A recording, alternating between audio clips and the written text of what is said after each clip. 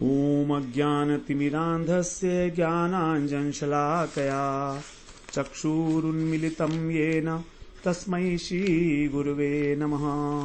वन्देऽहं श्रीगुरो श्रीयुत्पदकमलं श्रीगुरून् वैष्णवांश्च श्रीरूपं साग्रजातं सहगण रघुनाथान्वितं तं सजीवं साद्वैतं सावधूतं परिजनसहितं कृष्ण चैतन्य देवं श्रीराधा कृष्णपादान् सहगण ललिता श्री विशाखान्वितांश तमादिदेवं करुणानिधानं तमालवर्णं सुहितावतारम् अपार संसार समुद्र सेतुं भजामहे भागवत स्वरूपम्। हे देव हे दैत हे भुवनैक बंधो हे कृष्ण हे चपल हे करुणैक सिंधो हे नाथ हे रमण हे नयनाभिराम हा हा कदानुभवितासि पदं दृशोर्मे। श्री कृष्ण चैतन्य प्रभो नित्यानंदा श्री अद्वैत गदाधर शिवसदी गौर भक्त वृंदा। हरे कृष्णा कृष्णा कृष्णा हरे हरे हरे राम राम राम हरे हरे। हरे कृष्णा। सर्वप्रथम मैं अपने गुरुपाद पद ओम विष्णुपाद अष्टोत्तर शत श्री श्रीमद् भक्ति वेदांत माधव गोस्वामी महाराज के चरण कमलों में अनंत कोटि दंडवत प्रणाम ज्ञापन करता हूं। हम लोग श्रीमद् भागवत पुराण के तृतीय स्कंद में देवहूति कपिल उपाख्यान में जो कपिल भगवान जो हैं देवकी जी को बता रहे हैं भक्ति की महिमा, कि भक्ति किस प्रकार से जो है भगवान को स्वयं और उस भक्त के आगे लाकर प्रकाशित कर देती है।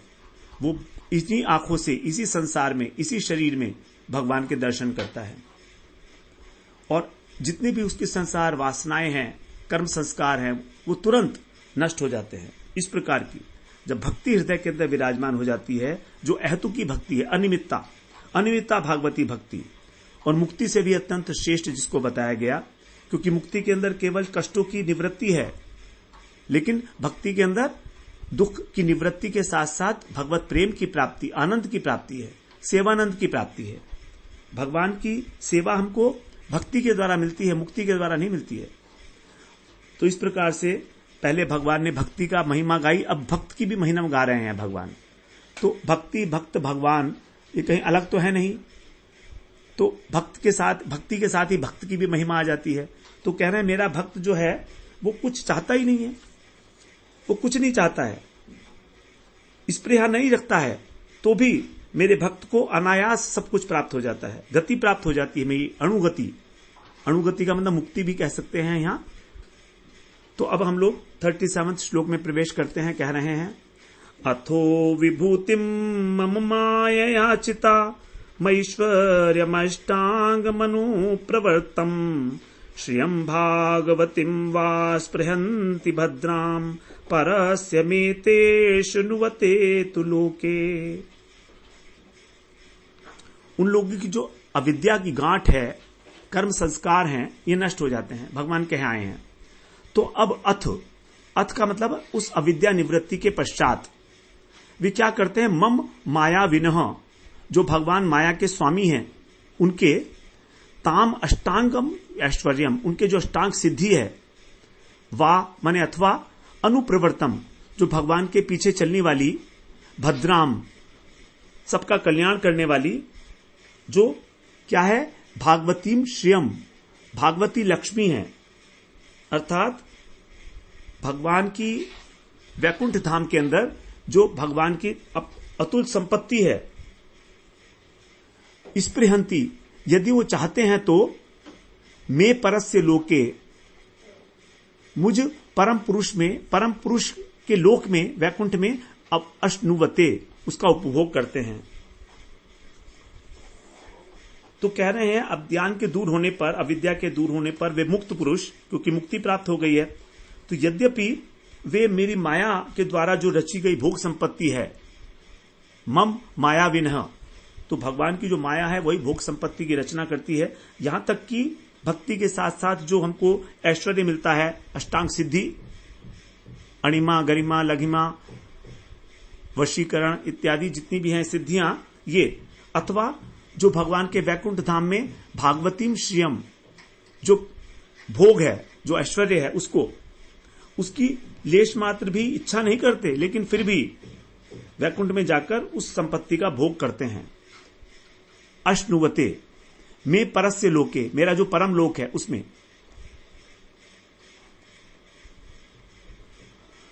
आगे कहते हैं, न करे चिन्मत परा शांत रूपे नक्ष्यन्ति नो में निमिषो लेढ़ी हेति ये शामहम प्रियात्मा सुतश्च सखा गुरु सुहृदो देवमिष्टम। ये शाम अहम, जिनका मैं ही प्रिय आत्मा हूं, जिनका मैं ही प्रिय हूं, जिनका मैं ही आत्मा हूं, जिनका मैं पुत्र हूं, जिनका मैं सखा हूं, जिनका सुहृद हूं और जिनका इष्ट देव हूं। यहां पर भगवान के प्रति सारे जो भाव हैं वो आ गए। प्रिय का मतलब मधुर भाव, सुत का मतलब हो गया वात्सल्य भाव, सखा मतलब सख्य भाव, सुहृद तो शांत में आ गया, और इष्ट का मतलब हो गया, ये भी शांत में आ जाएगा, इष्ट का मतलब हो गया दास्य भाव। तो जिनके मैं हूं, मत परा, जो मेरे परायण हैं वे, ऐसे शांत रूपे, जो शांत स्वरूप मेरे भक्त हैं, करहिचित न नंक्ष्यति, वे कभी नष्ट नहीं होते। न मे भक्त प्रणश्यन्ति, भगवान ने गीता में बोला अर्जुन को कि मेरे भक्त का कभी नाश नहीं होता, तुम प्रतिज्ञा कर लो। 9वें अध्याय में भगवान ने अर्जुन को यही बात बोली है कि मेरे भक्त का कभी नाश नहीं होता, मैं इस बात की प्रतिज्ञा नहीं कर रहा हूं, तुम करो। कौनते प्रतिजानी ही न मे भक्त प्रणश्यति, तुम प्रतिज्ञा करो निश्चय पूर्वक कि मेरे भक्त का कभी नाश नहीं होता है, क्योंकि तुम्हारी प्रतिज्ञा की मैं रक्षा करूंगा, अपनी प्रतिज्ञा कभी कभी तोड़ भी देता हूं। तो कहते हैं कि ऐसे जो शांत स्वरूप भक्त हैं वे कभी नष्ट नहीं होते। और न हेति में अनिमिष है, अनिमिष का मतलब होता है काल, जिसमें भगवान जो हैं उनका जो काल चक्र है वो लेढ़ी माने होता है चाटना, अर्थात भगवान का जो काल चक्र है, जो मृत्यु है, वो उनको कभी उनको डस नहीं सकती, तो मृत्यु को भी जो है पार कर जाते हैं इस प्रकार से। तो कह रहे हैं कि यहां पर जो शांत रूपे का अर्थ जो है माता भी कहा गया है, शांत रूपे क्योंकि संबोधन है ना ये, तो देवहूति जी के लिए भी कहा गया है इसको कि शांत रूपे, हे मेरी माता शांत रूपे हैं आप। जो स्वर्ग के आदि के जो भोक्ता और भोग्य हैं उनका विनाश हो जाता है कभी ना कभी, स्वर्ग के जितने भोग हैं वो सब नष्ट हो जाएंगे, लेकिन वैकुंठ लोक में जो भगवान के परायण भक्त हैं उनका कभी नाश नहीं होता। और मेरा जो अनिमिष्ट काल चक्र है, अर्थात जो निरंतर प्रभामय रहता है, कभी पलक भी नहीं झपकता, मतलब ऐसा कभी नहीं होता कि भगवान का काल जो है वो निष्क्रिय हो गया हो, ऐसा कभी नहीं होगा ना होगा। यही भगवान के काल चक्र की विशेषता है। कभी ऐसा नहीं हुआ कि सूरज ने कोई छुट्टी ली हो, कैजुअल लीव ली हो, अर्न लीव ले ली हो, कभी छुट्टी नहीं ली सूरज ने। सूरज हमेशा है, वर्तमान है। तो अनिमिष, इस प्रकार का जो मेरा निरंतर चलने वाला काल चक्र है वो भी उनको ग्रास नहीं कर सकता। मैं उनके लिए क्या हूं? मैं उनके लिए आत्मा के समान प्रिय हूं। आत्मा के समान, अपनी आत्मा से अधिक कोई प्रिय नहीं होता है, लेकिन कह रहे हैं मैं आत्मा के समान प्रिय हूं। यहां पर हो गया मधुर भाव। पुत्र के समान मैं उनका स्नेह पात्र हूं, वात्सल्य भाव।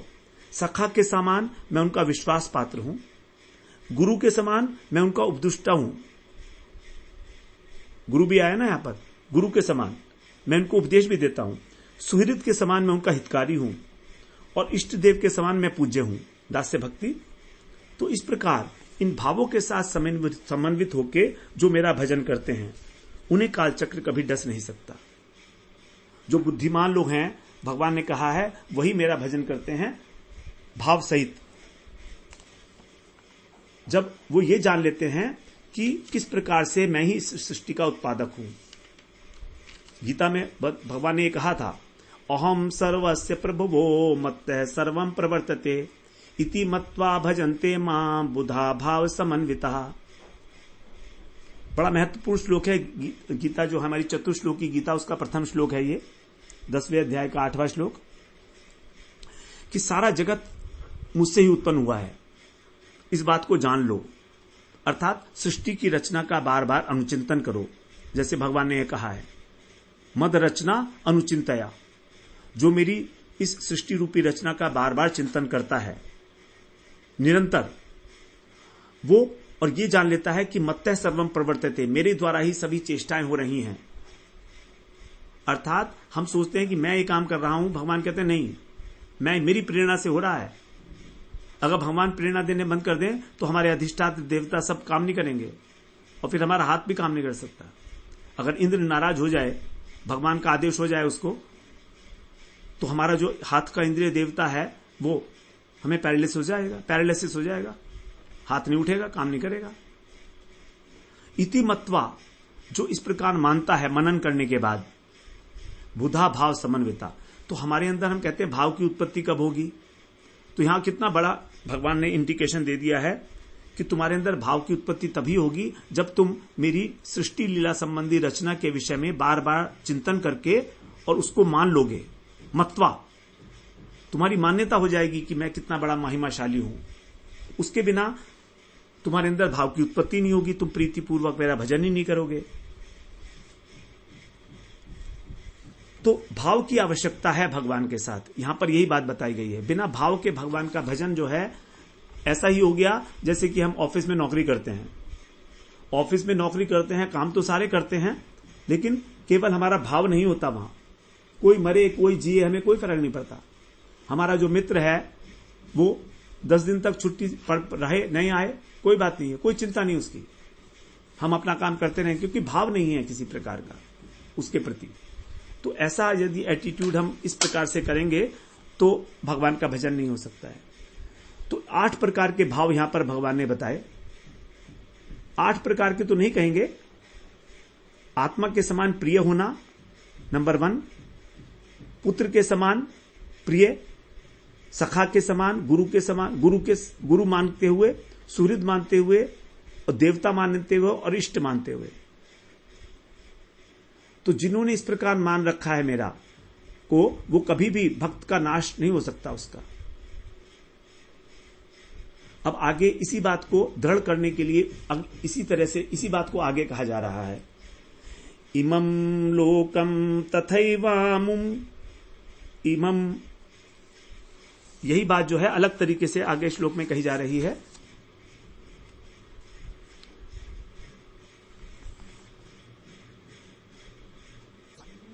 इमं लोकम तथैवामुम आत्मानम उभयाइनम आत्मानमनुये चेह ये राय पशवो ग्रहा।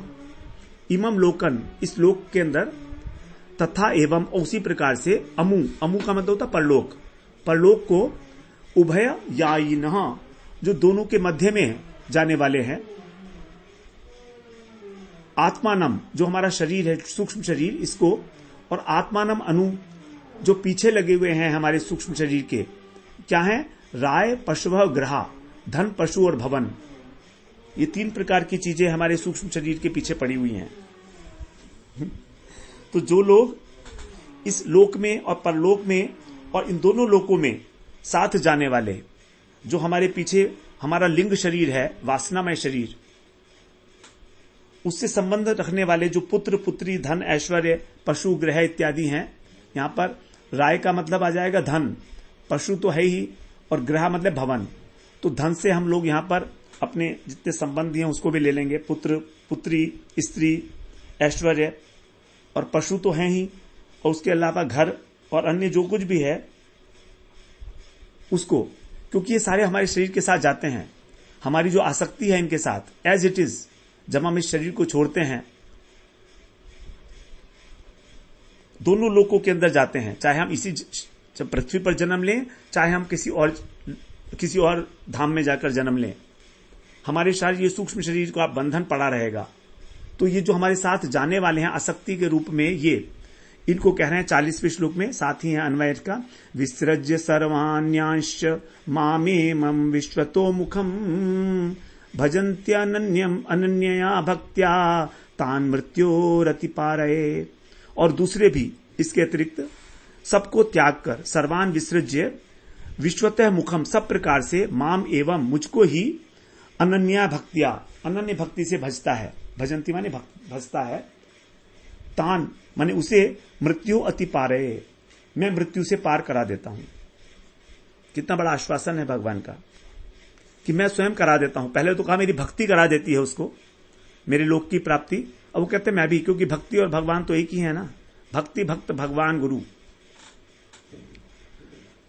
तो दूसरे अन्य जितने भी हैं वो सबको त्याग कर, आसक्ति को त्याग कर, और जो केवल अनन्य भाव से भगवान को भजता है। अभी हम वास्तव में भगवान को नहीं भज रहे हैं, इस संसार को भज रहे हैं। भगवान इसी बात को कह रहे हैं कि तुम इस संसार को क्यों भजते हो भैया।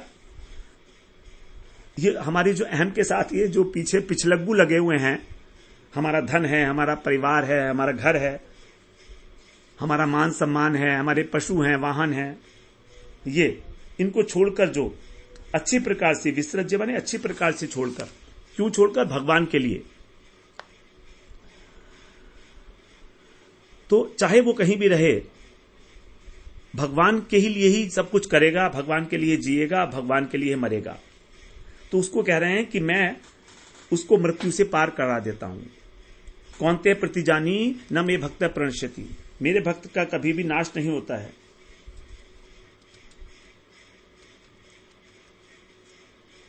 कौनते प्रतिजानी ही न मे भक्त प्रणश्यति। और कहीं पर नहीं कहा भगवान ने ऐसे कि तुम प्रतिज्ञा करो मेरे बिहाफ पर, मैं प्रतिज्ञा नहीं कर रहा हूं। और 12वें अध्याय में कहा ही है, तेषाम समुद्भरता, जिनका मन मेरे अंदर आसक्त है वो मैं उनका उद्धार कराता हूं शीघ्र।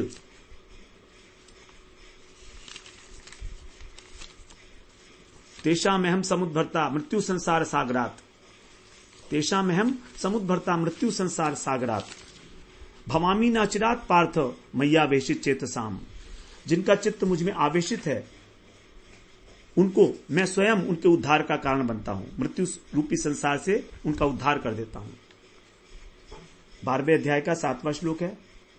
आगे कहते हैं 41वें श्लोक में, नान्यत्र मद भगवत है प्रधान पुरुषेश्वरात आत्मनः सर्वभूतानाम भयम तीव्रम निवर्तते।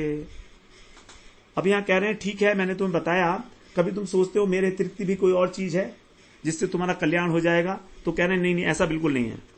ये मत सोचना कि किसी और तरीके से तुम्हारा कोई कल्याण हो जाएगा, तुम इस मृत्यु सागर से पार हो जाओगे, और कोई जगह है ही नहीं, होंगे कैसे। नान्यत्र, कहीं पर ऐसा नहीं है, केवल मैं ही हूं जो प्रधान पुरुष है, प्रधान पुरुषेश्वरात, प्रधान और पुरुष इसके जो स्वामी हैं, प्रकृति और पुरुष के जो स्वामी हैं वो मद भगवत है, मुझ भगवान को अन्यत्र मैंने छोड़कर सभी प्राणियों का जो आत्मन है तीव्रम भयम, ये जो हमारे भय है ये निवृत्त नहीं होता, न निवर्तते। हमारे को सबसे बड़ा भय है हमारे मृत्यु का, हमारी जो संग्रह है उसका नष्ट होने का। तो भगवान ने कहा जो मेरा अनन्य भक्त है उसको तो अपने विषय में चिंता ही नहीं करनी है, योग क्षेमम वहाम्यहम, मैं ही उसका जो है योग क्षेम वहन करूंगा। तो भगवान कह रहे हैं कि तुम्हारा जो भी तुम्हारे हृदय में धन पुत्र स्वजन इत्यादि के प्रति प्रेम है, तुम इसका भगवान के नाम से संबंध करा दो, बस इतना कर दो तुम। और तुम्हारा जो प्रेम अभी संसार की ओर होके जाकर और गंदा हो रहा था, दूषित हो रहा था, वो निर्मल गंगा की तरह से प्रेम बहने लगेगा, उसकी धारा बहने लगेगी। जो कुछ भी करो भगवान के लिए करो, नाचो गाओ बोलो ध्यान करो, एक संबंध बना लो और उस संबंध में से ही फिर रस निकलेगा। संसार में हम उसी से मिलते हैं जहां हमारी रस मिलता है, और रस उसी से मिलता है जिससे हम संबंधित हैं, जिससे हमारी शेयरिंग है, आदान प्रदान है। तो भगवान कह रहे हैं कि तुम मेरे भक्त बनोगे तो तुम मुझसे बातें भी कर पाओगे। वाचम वदंती, भगवान का जो दिव्य रूप है उसके साथ हम बात कर सकते हैं। तो यदि भक्ति आ गई तो फिर मृत्यु का भय नहीं है।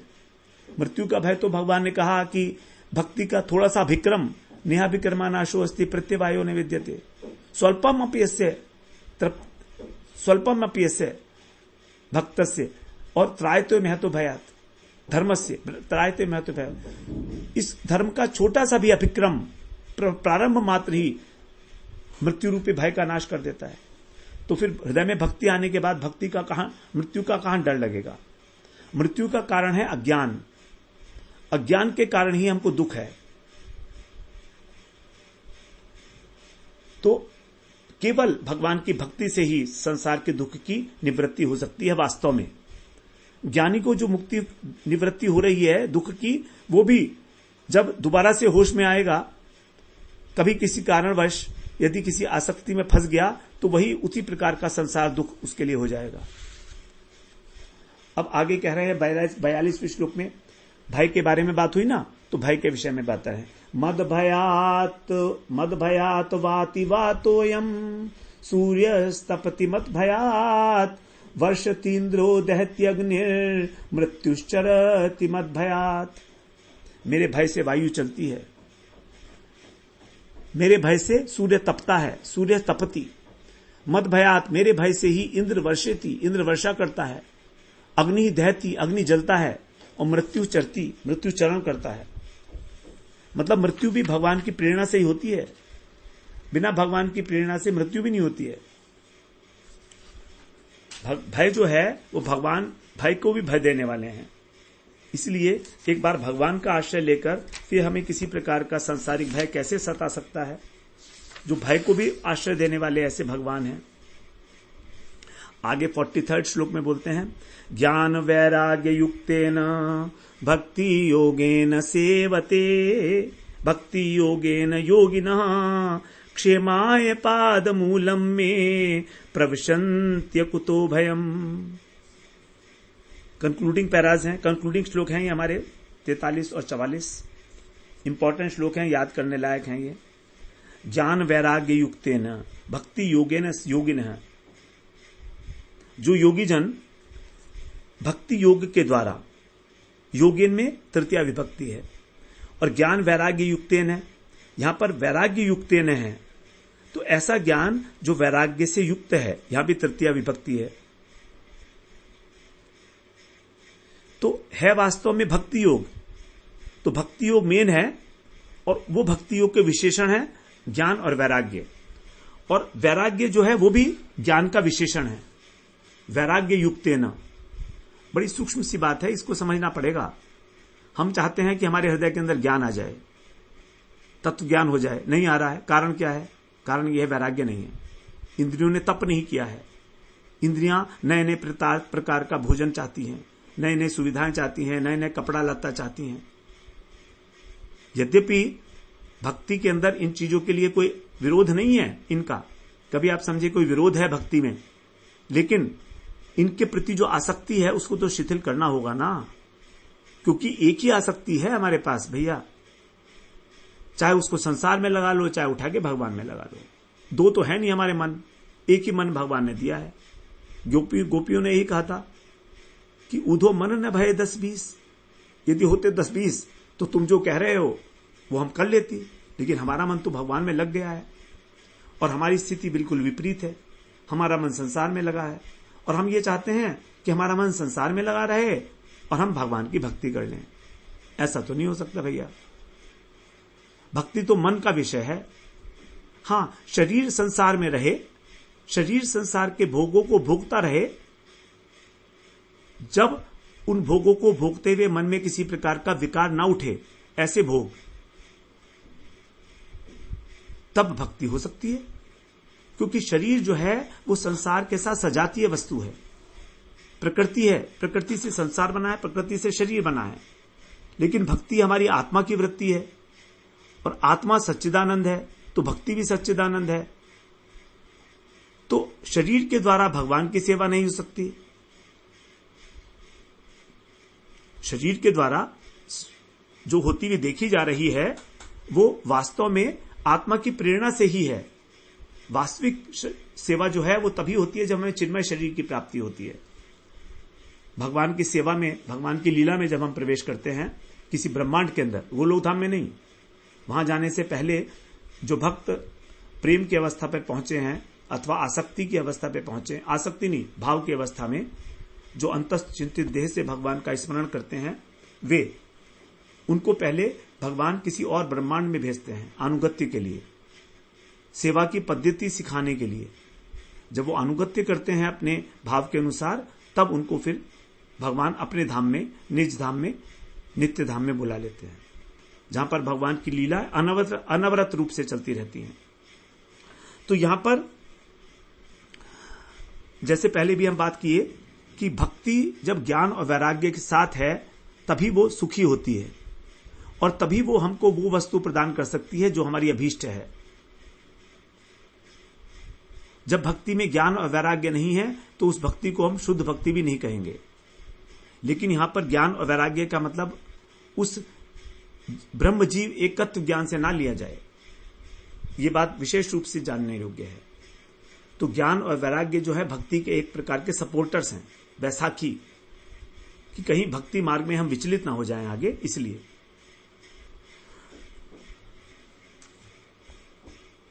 तो ये जो बात है, ज्ञान वैराग्य युक्तेन भक्ति योगेन योगिनः, जबकि गीता में केवल इतना कह दिया था भगवान ने, नित्य युक्त से योगिनः। तो वहां पर इतना डिटेल में नहीं खोला गया था बात को। ज्ञान वैराग्य युक्तेन भक्ति योगेन योगिनः, वहां पर कहा था नित्य युक्त से योगिनः। 18वें अध्याय का 4था श्लोक था, 14वां, कि किस प्रकार से जो है अनन्य चेता सत्तम यो माम स्मृति नित्यशः तस्याहम सुलभ पार्थ नित्य युक्त से योगिनः। और यहां पर कह रहे हैं ज्ञान वैराग्य युक्तेन भक्ति योगेन योगिनः।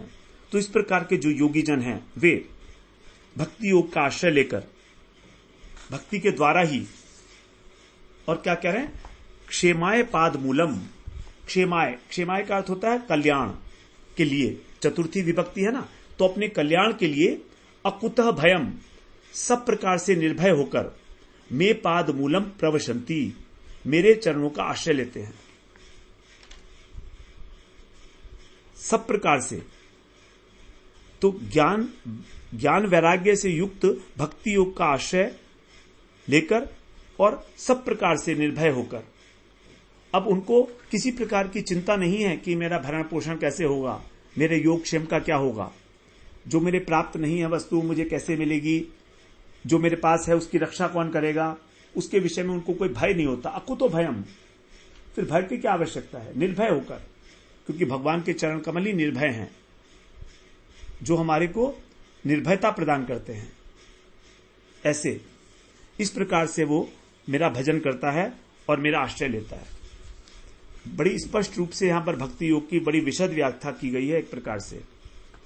आगे कह रहे हैं, एतावानेव लोकेस्मिन् पुंसाम निःश्रेयसोदया त्रिवेण भक्ति योगेन मनोमय्यर्पितम स्थिरम। बिल्कुल कंक्लूडिंग श्लोक है ये हमारा। एतावानेव, बहुत कुछ कह लिया गया अभी तक, बस इस सब का कहने का इतना ही सार है। एतावान एव, इतना ही, इतना ही क्या, इतना ही सार है जो सारी बातें कही गई 43 श्लोक में। इतना ही सार समझो, अस्मिन लोके, इस लोक में, पुंसाम, जो मनुष्य है, निश्चेयस उदय, निश्चेयस का मतलब कल्याण, परम कल्याण, श्रेय का मतलब होता है कल्याण, निश्चेयस का मतलब परम कल्याण। परम कल्याण का उदय जो है वो यही है। हम कब समझे कि हमारा कल्याण हो रहा है, जब त्रिवेण भक्ति योगेन, जब तीव्र भक्ति योग के द्वारा मई मनः स्थिरम अर्पितम, मुझको मन में लगा दिया जाए। भक्ति योग के द्वारा मुझको अपने मन में बिठा दिया जाए, स्थिर कर दिया जाए, अर्पितम, अथवा ये मन जो है मुझे अर्पित कर दिया जाए। तो भगवान के अंदर स्थिर हो जाना, मन लग जाना हमारा, कि विचलित ना हो जरा भी कहीं, यही वास्तव में परम कल्याण की वस्तु है। एतावानेव, इस जगत के अंदर और इसके अतिरिक्त कुछ नहीं है। उपसंहार में ये हमारी जो सारांश है पूरे अध्याय का यही है कि जब मनुष्य का चित्त अनन्य भक्ति से और सुदृढ़ विश्वास के साथ भगवान में अर्पित होकर स्थित हो जाता है, तो यही मनुष्य के लिए संसार में सबसे बड़ा कल्याणकारी प्राप्ति का रास्ता है। इस प्रकार 44वें श्लोक में यहां पर भक्ति की महिमा कही गई और भक्त के विषय में बताया कि किस प्रकार वो सारी मुक्तियों को देने पर भी और उसको ग्रहण नहीं करते हैं। बड़ा सुंदर ये हमारा अध्याय रहा है। अब आगे अगले वाले अध्याय में हम 26वें अध्याय में हम जो सृष्टि के तत्व हैं, 24 तत्व जिसके हमने चर्चा की, उसका उत्पत्ति का वर्णन किया जाएगा और उसको जितना समझ में आएगा समझेंगे। बाकी सारा तो समझ में आना बहुत मुश्किल है, वो जब तक कोई उसको समझाए ना अच्छी प्रकार से बहुत, तो लेकिन फिर भी कोशिश करेंगे जितना समझ में आ जाएगा उसके लिए प्रयास करेंगे, अगले सत्र में करेंगे। वांछा कल्पतरुभ्यश्च कृपा सिंधुभ्य एव च पतितानां पावनेभ्यो वैष्णवेभ्यो नमो नमः।